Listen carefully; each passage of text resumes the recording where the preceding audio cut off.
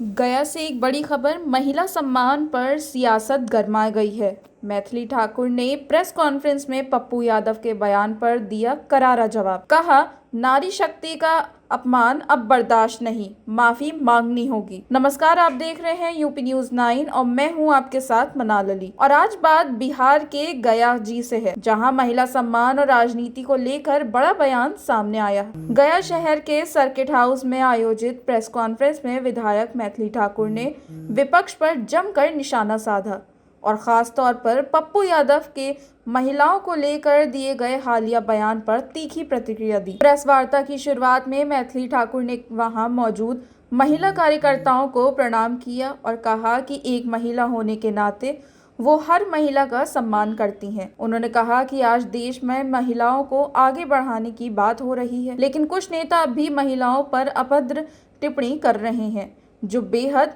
दुर्भाग्यपूर्ण है। बहुत अभद्र।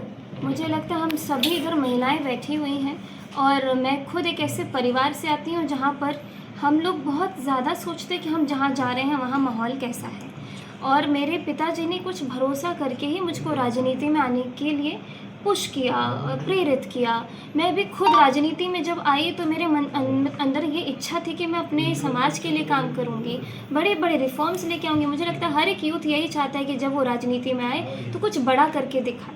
मैं भी उसी मंशा से राजनीति में आई हूँ, लेकिन जब मैं अपने ही राजनीतिक परिवार में एक ऐसा अभद्र टिप्पणी, बयान किसी पर्टिकुलर फील्ड के लिए देख रही हूँ कि महिला राजनेत्री जो हैं, महिला नेत्री जो हैं, उनके ऊपर उन्होंने इतने बड़ा लांछन लगाया है, तो महिला होते हुए हम लोग को कितना ख़राब लग रहा होगा।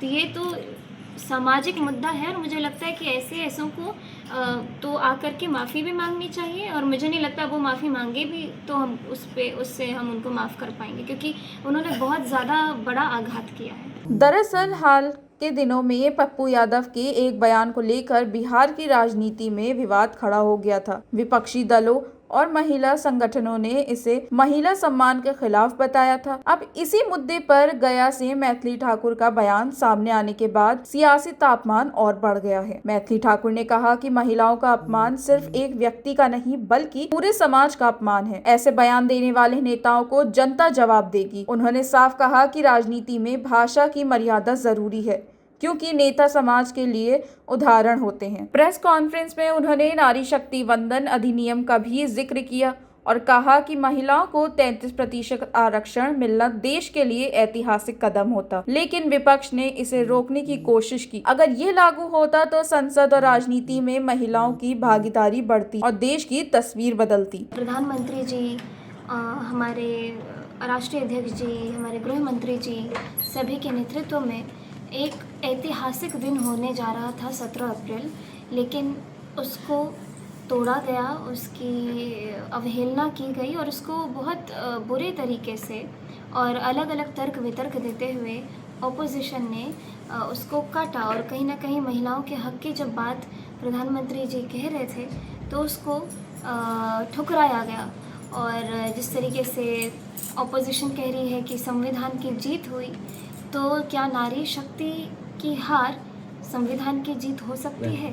गया जी से मिली ताज़ा अपडेट के मुताबिक प्रेस कॉन्फ्रेंस के बाद महिला कार्यकर्ताओं में भारी उत्साह देखा गया। कई संगठनों ने मैथिली ठाकुर के बयान का समर्थन किया है और कहा है कि महिलाओं के सम्मान पर अब खुलकर आवाज उठेगी। अब बड़ा सवाल ये है, क्या पप्पू यादव इस बयान पर सफाई देंगे या माफी मांगेंगे?